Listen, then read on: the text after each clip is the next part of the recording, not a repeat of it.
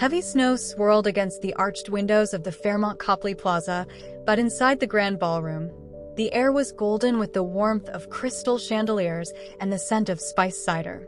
It was a perfect Christmas Eve in Boston, the kind that usually graced the front of greeting cards. For Evelyn Price, the branch manager of Sterling Heritage Bank, this night was the culmination of 30 years of service. She moved through the crowd in her emerald velvet dress, a figure of quiet grace, stopping to ask a teller about her new baby or to compliment the head janitor on his tie. Absent-mindedly, her fingers brushed against the single strand of vintage pearls at her throat, a parting gift from the bank's late founder 3 decades ago, grounding her in the legacy she had sworn to protect. The jazz band shifted into a soft, slow rendition of Silent Night as Evelyn stepped up to the small podium. The room quieted, not out of obligation, but out of genuine respect. "Tonight isn't about the numbers we hit in Q4, Evelyn said, her voice warm and steady, projecting without a microphone. "It is about you. The tellers who stayed late to help Mrs. Higgins balance her checkbook. The loan officers who found a way to say yes to a young couple's first home. You are the backbone of this bank." A murmur of agreement rippled through the room, followed by warm applause. It felt less like a corporate gala and more like a family reunion. That warmth was shattered in an instant. The heavy double doors at the back of the ballroom swung open with a jarring thud, letting in a draft of freezing air and the noise of the street. Clifford Sterling, the founder's nephew and the newly appointed chairman, strode in as if he owned the very air in the room. He was flanked by 3 board members, his entourage, all laughing loudly at something he had just said. Clifford was dressed in a tuxedo that cost more than most of the employees earned in a month, yet he wore it with an air of boredom. He didn't apologize for being late. He didn't even look at the staff. "God, it smells like a nursing home in here," Clifford sneered, his voice carrying over the dying applause. He scanned the holly centerpieces and the modest buffet with open disdain. "We need to modernize this brand immediately. This sentimental garbage is embarrassing." Evelyn's smile didn't falter, though her grip on the podium tightened. She stepped down and walked toward him, navigating the silent, tense room with her head held high. "Welcome, Mr. Sterling," she said, extending a hand. "We saved you a glass of eggnog. The staff were just celebrating a successful year." Clifford looked at her hand as if it were covered in soot. He didn't shake it. Instead, he shrugged off his cashmere coat, heavy with melting snow, and thrust it into her arms.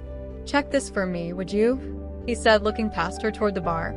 "And make sure it doesn't get wrinkled." The entire room froze. He had just treated the branch manager, the woman who ran this institution, like a cloakroom attendant. Evelyn stood still for a heartbeat, the wet wool soaking into her velvet dress. She didn't flinch. She simply folded the coat over her arm with dignified silence, refusing to let him see her bleed. But Clifford wasn't done.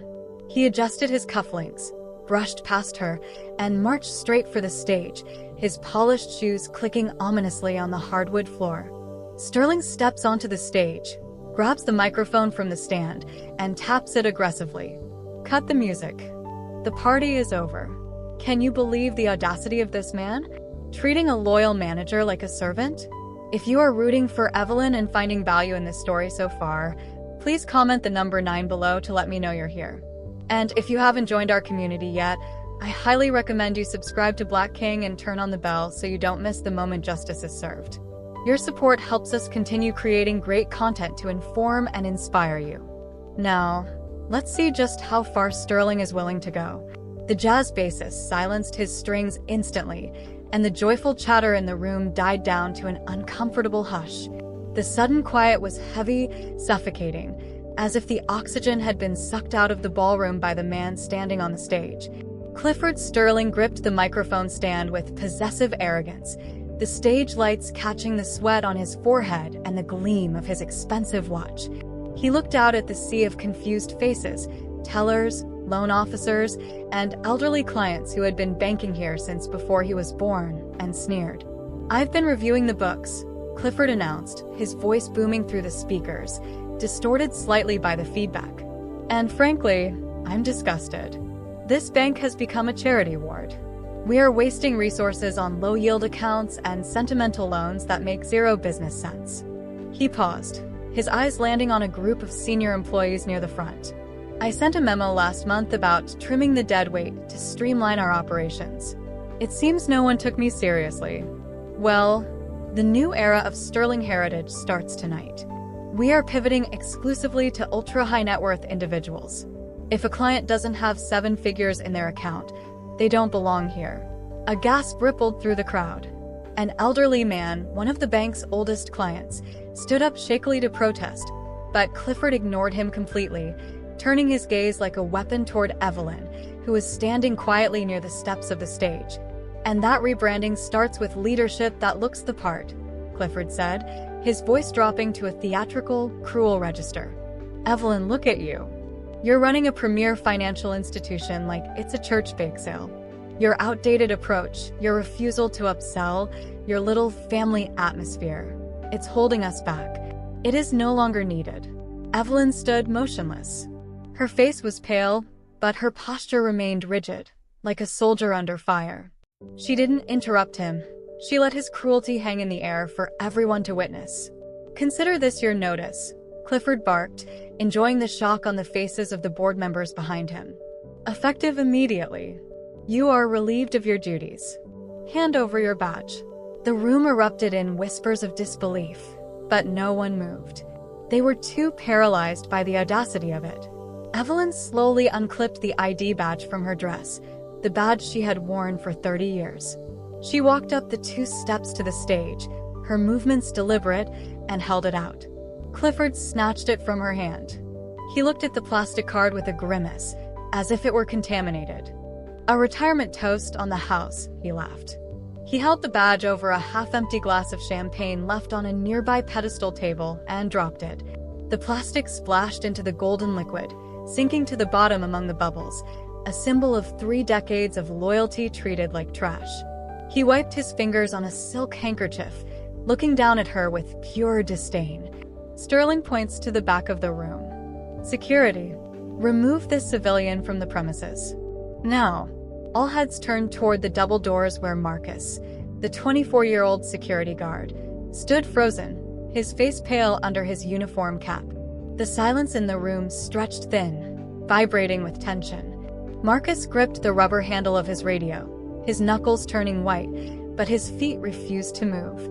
In his mind, the image of Sterling's angry face blurred, replaced by a vivid memory from last winter, waking up in a hospital bed with a broken leg and no insurance, only to find Evelyn sitting in the plastic chair next to him.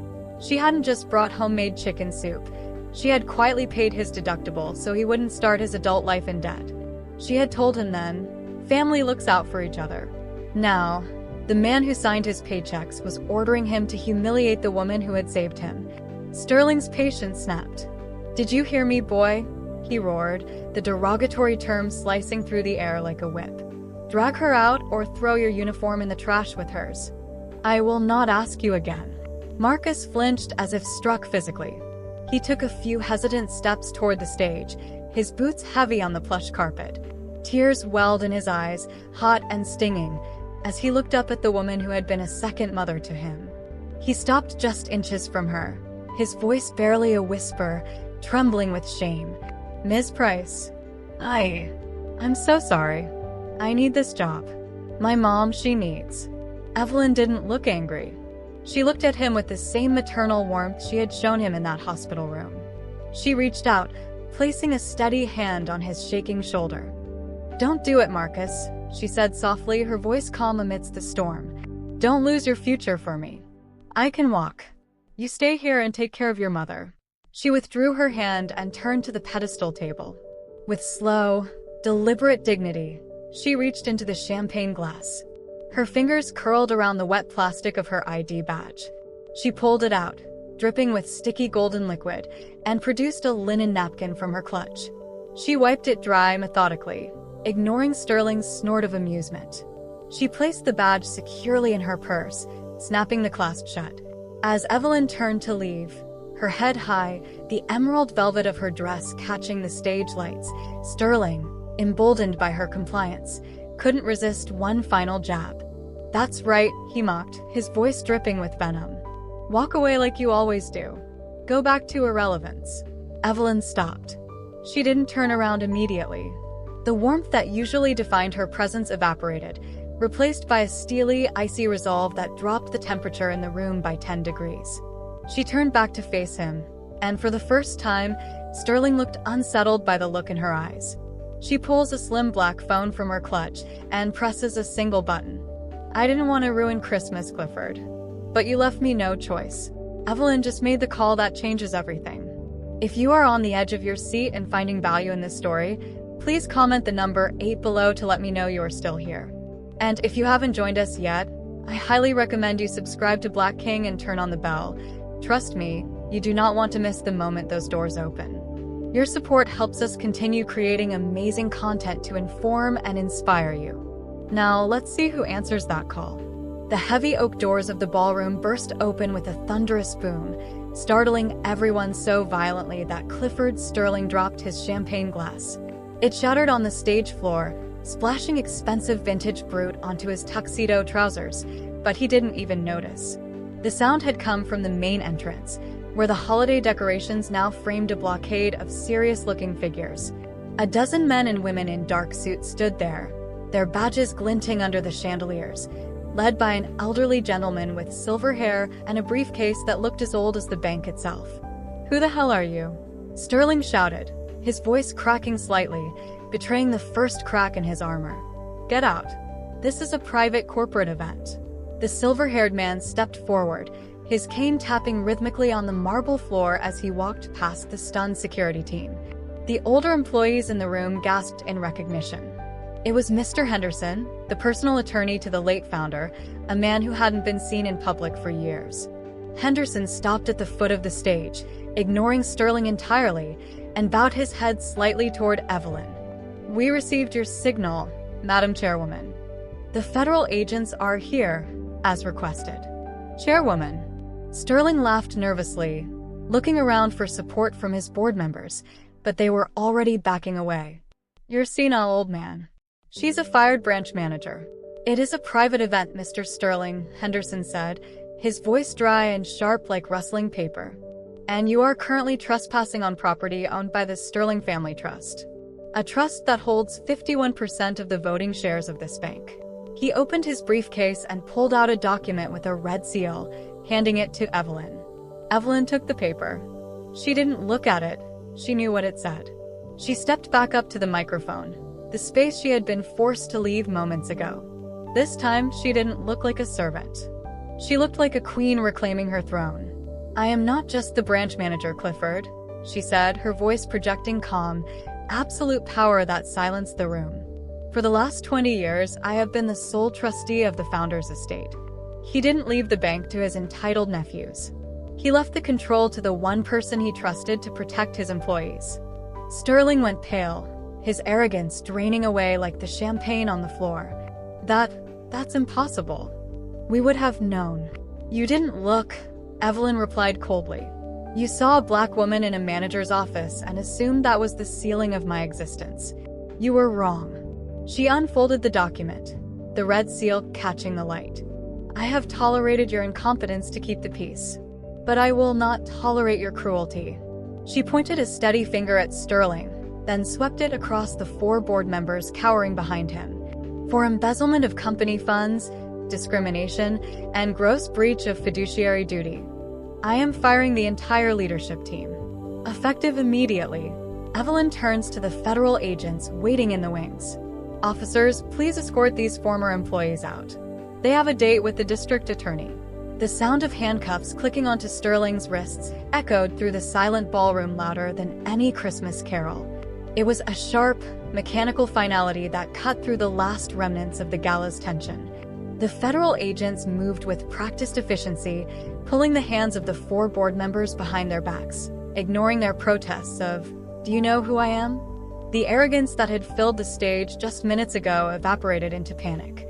One of the board members, a man who had laughed the loudest at Sterling's jokes, began to hyperventilate. "It was Clifford," he shrieked, his dignity completely gone. "He cooked the books. He made me sign those transfers. I'm a victim here." Sterling didn't scream. He looked down at the metal cuffs, then up at Evelyn, his eyes wide with the realization of his ruin. The irony was brutal. Only 10 minutes ago, he had lectured her on looking the part of a leader. Now, disheveled, sweating, and restrained, with champagne stains on his trousers, he looked exactly like the criminal he was. As the agents shoved him forward to begin the long walk to the exit, Sterling dug his heels into the carpet. He looked back at Evelyn, desperation cracking his voice. "Evelyn, wait. Please. We can talk about this. Think of the scandal. Think of the bank's reputation." Evelyn didn't step down from the podium. She looked down at him with the impartiality of a judge. "I am thinking of it," she replied, her voice calm but final. "The only scandal, Clifford, is that I let you stay this long. The rod ends tonight." The procession moved through the ballroom, creating a gauntlet of shame. The staff, who had been shrinking violets in the presence of the board just moments earlier, now stood tall. They didn't jeer or shout. Their silence was a heavier judgment. They parted ways to let the agents pass, watching the men who had terrorized them being dragged away. There was no pity in their eyes, only the grim satisfaction of justice being served. They reached the double doors at the back of the room.